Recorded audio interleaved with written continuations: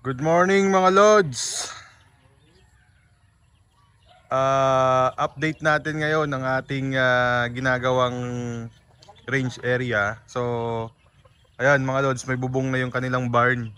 Ayan, yan yung barn natin na 8 feet by 8 feet. May laman ngayon yan dyan, 37 heads lang. First batch ng aming early bird. Pero may second batch kami na nasa 70 plus.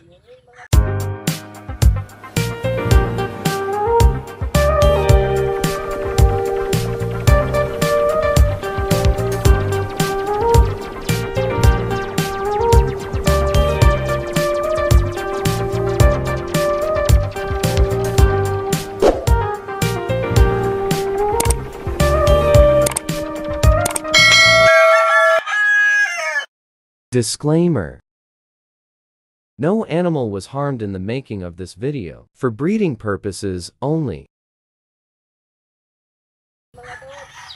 Ayan. So ngayon, kinakabit ng mga idol natin itong net. Ang size pala ng net na yan mga Lods, 1.5 inch ang butas, ang size ng mata niya. Then yung height niya, in order ko to as 12 feet. Pero nung kinakabit na ngayon, nagiging 10 feet na lang actual niyan. Pero okay na yan, mataas na yan. Hindi naman na basta-basta lilipa rin ng mga sisiw yan. Gawa ng hanggang 2 months old lang naman sila dyan, or hanggang mabandingan lang. Pag nabandingan na sila, ililipat na natin sila sa mas malaking range. So ayan mga Lods, oh, doon na sila ngayon sa likod. Oh. Yan. So kinakabit nila yung net. Ayan, oh. Ay, ayusin nyo yan. Hello mga dogs. Mga Lods nga. Ayan, oh, mga Lods, oh. Kiwi. Tabingi mga Lods. Ataking mamaya din yung kapit dito. Okay, sige. Sabi mo eh. Oo, sige, sige. Ayan. So itong net dito, maganda siya tingnan. Mataas, mga nasa umabot siya ng 11. Pero habang binabatak, palayo ng palayo, nagiging 10. Pero ayos na, sapat na yan mga Lods. Then itong range area mismo natin, ang sukat na ito nasa 40 feet by 40 feet. Maluwang, sobrang luwang yan. Kahit mga 100 na sisyo hanggang 150 o kahit 200 pa, kasya yan dyan. Maluwang yan. So ayan mga Lods, silipin natin dun sa loob mga Lods, yung mga nilagay nating sisiyo dun. Puntahan natin, tara.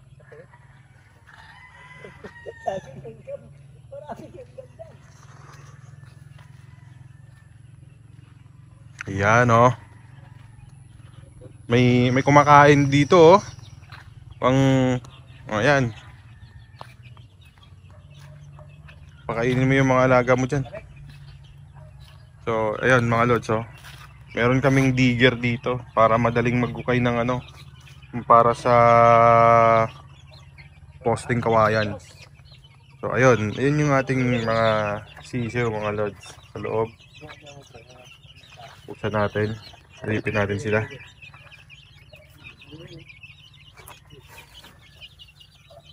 Ayan, oh, mga Lods, oh. Oh, sarap ng kain nila, oh. Yan, may mga puti. Yan, so far, healthy naman silang lahat. Yung iba siguro busog na yun, nagpapahinga sa gilid. Ayan. Ayan. Ang gaganda, lilipsi. Yung lukit. Ang lilikot. Ngayon mga Lods, ito palang aming beddings na nilagay dito. Dayami to. Yung pinag-anihan ng palay. Ayan, maganda naman yan kasi mainit din yan eh. Nag-create din ng init pagka dinapaan ng mga sisiyo natin yan. Komportable naman sila. So, ngayong araw, dumating din pala yung aming in-order na ilaw para dito. So, since malayo yung source ng kuryente doon sa kubo, yan, medyo malayo kasi yan mga Lods eh. So, ang ginawa ko, umorder ako ng warm light na lang na solar. So, yung dish niya, lagay natin sa taas, yung ilaw sa loob. Ayan. Pwede na yan. Tapos itong bar namin mga lods, meron akong roll up dyan na nilagay na tarapal, luna. So sa gabi, ibababa namin yan para hindi masyadong hampasin ng hangin yung mga sisiw sa loob para hindi sila masyadong ma-stress. Sila pala, nabakunahan na yan kahapon ng Lasota. Ayun yung pangalawang vaccine nila. So next week, sa Sunday, magva-vaccine ulit kami dyan, Gamboro. Yan. So medyo na-challenge kami kagabi dyan mga lods dahil nung binaba namin kahapon ng mga sisiw, after ko mabakunahan, binaba ko dyan. Then kagabi umulan. Kaya inisip ko kanina, maaga akong pumunta dito para tingnan sila kung baka mamaya may naging matamlay kasi nga baka nanibago. Ayan o. Pero okay naman sila ngayon mga lods. Wala namang matamlay, wala namang nagkasipon, wala namang nagkasakit. Ngayon, hindi ko to pinapainom or binibigyan ng antibiotic mga lods. Simula nung day old sila hanggang ngayon, never pang nakatikim ng antibiotic yung mga yan as prevention nila. Ang ina-apply ko dyan sa kanila yung probiotic na gawa ni Sevis, no? Yung kaibigan natin. Ayan, si Julius Tungol, taga dito lang yan din sa Florida Blanca, Pampanga. Ayan, maganda yung resulta ng probiotic na binigay niya sa atin mga lods. Ini-eksperimentuhan ko itong mga sisiyo ko na gusto kong lumaki sila ng hindi nakatikim ng antibiotic, puro probiotic lang. So far medyo okay naman. Then bukan natin mga lods, i-update ko kayo kung ano yung magiging resulta ng ginagawa kong puro probiotic lang. So ayan yung range natin mga lods, oh. Ito kabuuang view niyan. Kaatras ako, hindi ko makita. Opya. Yan. Maluwang na yan mga lods. Yan, kasi maliit yan para sa ibang farm. Pero tayo kasi, konti lang naman ang production natin, tsaka backyard lang naman tayo. Medyo maayos-ayos na rin yan. Pwede na yan pagtiyagaan.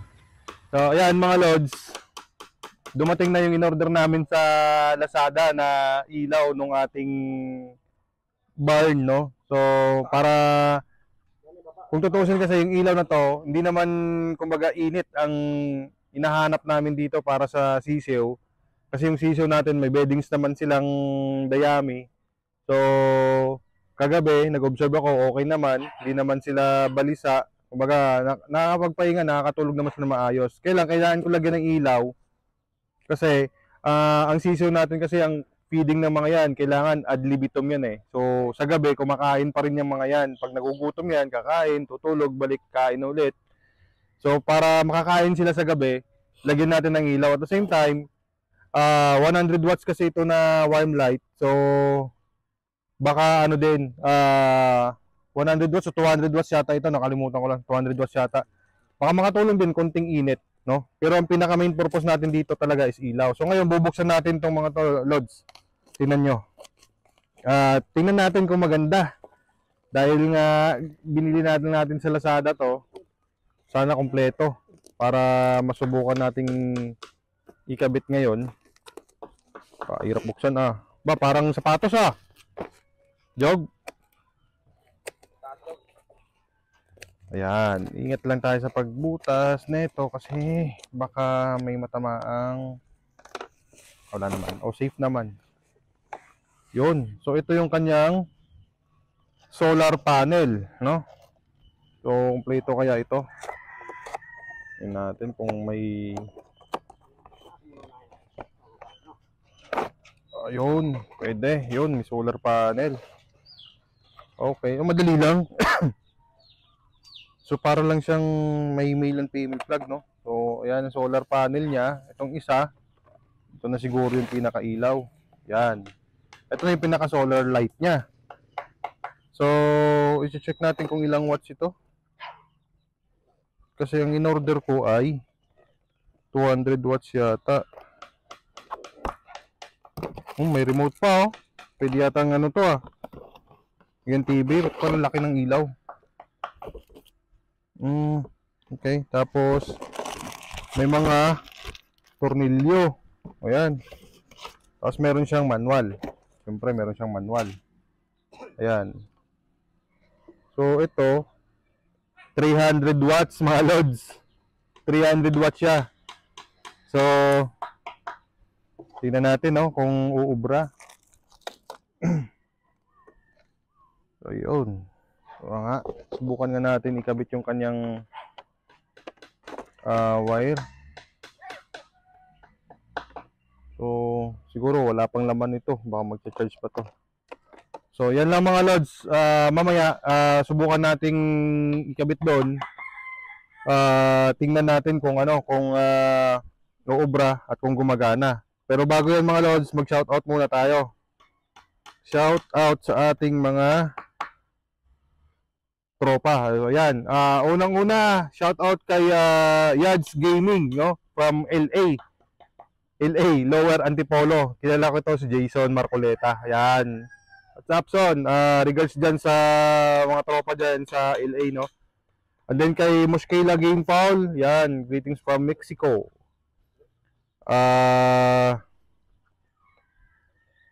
Kay idol natin Eric Mendoza, no? So, laging nanonood ko si Idol Eric, nasa New Zealand yan. And of course, kay idol natin Mark Maglalang. Lodge, papisa na yung mga order mong Battle Cross, no, na mga white natin at ibang bloodline, may Grace dyan. Then kay Manuel Ampongol, ayan, lagi rin nanonood si Idol Manuel Ampongol eh. Saka syempre sa isang tropa din natin dyan sa Taal, Batangas, no, kay Idol Greg Villanueva, ayan, lagi din daw siyang nanonood. Salamat Idol. And of course, dalawang bagong subscriber natin kay Idol Ferdinand Cornel. Ayan, pogi daw ng ating pumpkin. Kay Idol natin Joel Buwan. Ayan, gwapo daw ng pumpkin. Sige Lods, pararamihin natin yan. Sinubukan ko lang yung linyadang yan. Pero ngayong local, tsaka second batch ng early bird natin, meron tayong papisa niyan. So, tingnan natin, mag-share naman tayo hanggat kaya natin mag-share mga Lods. So ayan na mga Lods. Gumana na yung solar. Umilaw na yan. Ngayon, ang hindi namin nahabol, itong sa pinto na lang ng ating range net. Bukas na lang yan naayusin. So, napapalpala naman na paikot. Siguro bukas, pag naayos yan, pwede na yan. Gagala-gala na yung mga sisyo natin dyan, no? So, ayan mga Lods, oh. Ganda ng ilaw, o di ba? Makakain yan sila kahit gabi. Yun. Kita yung kanilang patubigan, saka yung pakainan. So ayan. Ayan, ito yung luna na binaba na rin namin sa harapan. So yung bukas lang, ito lang nasa gilid mga Lods. Ventilation lang yan. No? Yan. So pwede na yan mga Lods. Ang backyard. So yun lang mga Lods. Maraming salamat at God bless po sa inyong lahat.